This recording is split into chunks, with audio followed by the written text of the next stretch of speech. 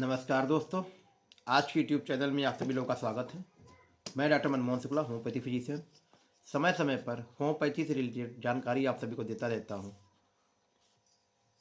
और होम्योपैथी से रिलेटेड जानकारी आपको देता हूं। और आप होम्योपैथी में बीमारियों का लिए कौन सी थेरेपेटिक दवाइयाँ होती हैं उनके बारे में भी आपको चर्चा करता रहता हूँ। मैं हेल्थ से रिलेटेड भी आपकी जानकारी देता रहता हूँ। हमारे यूट्यूब चैनल पे हेल्दी कैसे रह सकते हैं उसके लिए डाइट चार्ट है।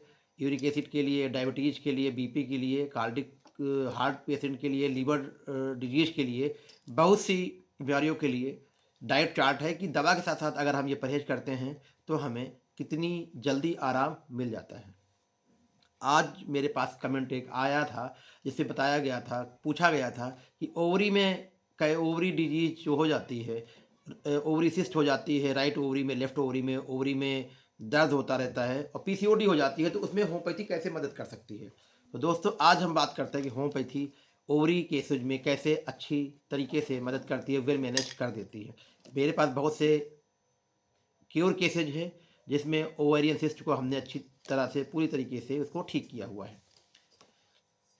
तो दोस्तों सबसे पहले मैं बताऊं आपको, ओवरी के केसेस में राइट ओवरी में सिस्ट है, लेफ्ट ओवरी में सिस्ट है, दोनों तरफ सिस्ट है, तो उसके लिए पहले आप होम्योपैथी फिजिशियन के पास जाइए और वो आपके एलिमेंट फ्रॉम किस कारण से आपके रूट काज निकालने की कोशिश करेगा, पूरा केस टेकिंग करेगा। आपकी फिजिकल, जनरल, मेंटल जनरल्स, आपकी फैमिली हिस्ट्री, आपके कौन से एलिमेंट फ्रॉम आपके साथ रहे हैं, किस कारण से आपको ओवरी में सिस्ट हुआ है, कोई थायराइड प्रॉब्लम तो नहीं है, कोई हार्मोन्स की प्रॉब्लम तो नहीं है। अल्ट्रासाउंड कराएंगे, कुछ वो जांचें कराएंगे और उसके बाद वो लोग डिसाइड करेंगे कि आपकी कौन सी कॉन्स्टिट्यूशन दवा है। वो अगर हम दवा आपको सेलेक्ट करके आपको देते हैं तो आपकी ओवेरियन सिस्ट की परेशानी और उसके सिम्टम्स हमेशा के लिए धीरे धीरे करके, समय लगता है लेकिन धीरे धीरे करके सही हो जाते हैं।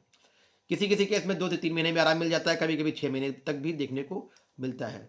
तो कॉन्स्टिट्यूशन दवा जो है वो नंबर 1 की दवा है। सबसे अच्छी A1 क्लास की दवा जो होती है वो कॉन्स्टिट्यूशन दवा होती है। हर पर्सन की वो दवा अलग अलग हो सकती है, उसके लिए पूरी फुल केस टेकिंग की ज़रूरत पड़ती है, तभी हम लोग वो दवा निकाल पाते हैं कि पर्टिकुलर उस पेशेंट की कौन सी कॉन्स्टिट्यूशन दवा होती है। एग्जाम्पल के तौर पे वो दवा, चाहे वो नेट्राम्यूर हो, लेकेसिस हो, थूजा हो, लाइकोपोडियम हो, कल्केरिया कार्ब हो, फास्फोरस हो, सल्फर हो, एग्नीसिया हो, पल्सिटिला हो, सीपिया हो, किसी भी पर्सन की वो कॉन्स्टिट्यूशन दवा होती है। उसमें बीमारी से कोई मतलब नहीं होता है, उसके सारे सिम्टम्स को देख करके, उसकी फैमिली हिस्ट्री को देख करके, उसका मेंटल लेवल पे देख करके, उसके इमोशन देख करके, उसका बॉडी स्ट्रक्चर को देख करके वो दवा निकालते हैं।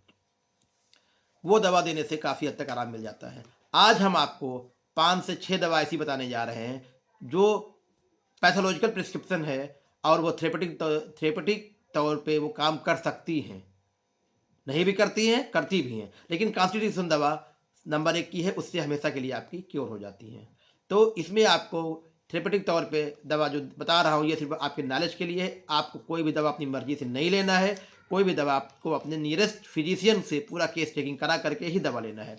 तो सबसे पहली दवा जो पीसीओडी में दी जाती है वो एपिस होती है, जो राइट साइड की प्रॉब्लम, राइट साइड ओवरी में अगर प्रॉब्लम होती है तो वहाँ पे दी जाती है। बहुत जिसको दर्द होता है, दाएं राइट में ओवरी में दर्द होने लगता है, और बहुत ही ज़्यादा, बहुत ही अच्छी दवा होती है। अगर एपिस के सिम्टम्स उनको मिलते हैं, वहाँ पे बहुत ज़्यादा बर्निंग पेन होता है, स्टिंगिंग पेन होता है कि दाहिने ओवरी में लगता है कोई स्टिंगिंग पेन, जैसे कोई मधुमक्खी की तरह होता है, वो स्टिंग कर रहा है, डंग मार रहा है, तो वैसा पेन देखने को मिलता है। राइट ओवरी में अगर गांठ होती है तो हम लोग एपिस सोच सकते हैं। दूसरी दवा होती है लेकेसिस। लेकेसिस लेफ्ट साइड की ओवरी में देखने को काफ़ी मिलता है, अगर लेकेसिस के प्रॉब्लम उसमें है, मिलते हैं। बाएं ओवरी में पीड़ा होती है, गर्भाशय में स्राव के शांत होती है, कमर में और ज़्यादा दिक्कतें होती रहती हैं, टाइट कपड़े से दिक्कत हो जाती है, टाइट कपड़े उसको पसंद नहीं होते हैं, डिस्चार्ज से उसको आराम मिलता है, तब हम उसके लिए ग्रेफाइटिस लेकेसिस दवा सोची जा सकती है। एक दवा एपिस हो गई, दूसरी दवा हो गई आपकी लेकेसिस। मेडोराइनम एक नोसोड है जो ओवेरियन सिस्ट पे बहुत अच्छा कार्य करता है। फैमिली हिस्ट्री को देख करके, फैमिली हिस्ट्री को देखते हुए हम लोग डिसाइड करते हैं कि उसको कौन सा नोसोड देने से उसकी आराम मिल जाता है। नोसोड में आपको कार्सिनोसिन, मेडोराइनम, ट्यूबरकुलिनम, बहुत से मेथड होते हैं जो हम फैमिली हिस्ट्री पर देख करके उनको आराम देने की कोशिश करते हैं।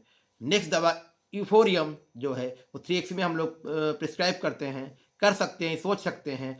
अगर ओवरी को ऑपरेशन करके निकाल दिया गया है, अगर उसके बाद ही भी उसको दिक्कत हो रही है, तब हम यूफोरियम 3x उसके बारे में 3x 6x भी सोची जा सकती है।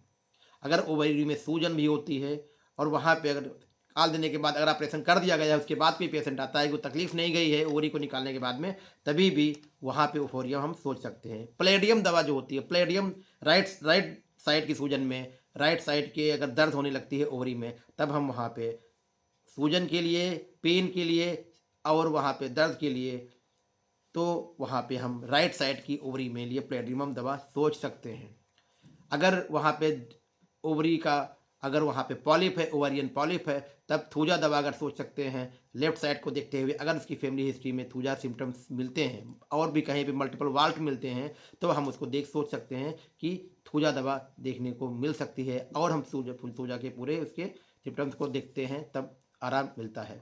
ब्लडोना दवा सोची जा सकती है दर्द के लिए। कोलोसिंथ है, ब्लडोना है, दवा सोची जा सकती है। कोलोसिंथ का अलग सिम्टम्स है, मॉडलिटी है, ब्लडोना की अलग मॉडलिटी है। ये दवाइयाँ जो हैं आपको अगर सिम्टम्स मिलते हैं तो बहुत अच्छा कार्य करती है। उसके लिए फिर आगे आगे कैलकेरिया कार्ब, जैसे मैंने आपको कॉन्स्टिट्यूशन दवा के लिए बताया है, कोनियम है, ग्रेफाइटिस है, आयोडम भी दवा है, वो दाएं साइड की ओवरी में काफ़ी अच्छा काम करती है। अगर आयोडम के लक्षण मिलते हैं, ओरियन सिस्ट है, बहुत ज़्यादा गुस्सा आता है, लीन थिन पेशेंट रहता है, वायलेंट एंगर रहता है उसका, तब हम आयोडम दवा सोच सकते हैं अकॉर्डिंग टू हार्मोन्स की अगर कोई प्रॉब्लम देखने को मिलती है। तो दोस्तों ये ओवरी के सिम्टम्स पे, राइट ओवरी में, लेफ्ट ओवरी में अगर सिस्ट है उसके लिए पॉलीसिस्टिक ओवरियन डिजीज है, पॉलीसिस्टिक ओवरियन सिंड्रोम हो गया है, और या सिर्फ सिंगल एक ओवरी में है, राइट साइड की या लेफ्ट साइड में, तो उसके लिए ये होम्योपैथी में दवाइयाँ हैं। और सबसे अच्छी दवा आपके लिए जो उस पर्सन को जिसको दिक्कत है उस पर्सन के लिए कॉन्स्टिट्यूशन दवा होती है, जो हमेशा नंबर 1 ही होती है, और वही दवा देने से उसकी हमेशा के लिए ओवरी से सिस्ट गायब हो जाती है। 3 महीने के अंदर मेरे पास केस, रिकॉर्डेड केस है, ओनली 3 महीने के अंदर, 3 मंथ के अंदर अंदर मैंने 78 mm की ओवेरियन सिस्ट को निकाला था।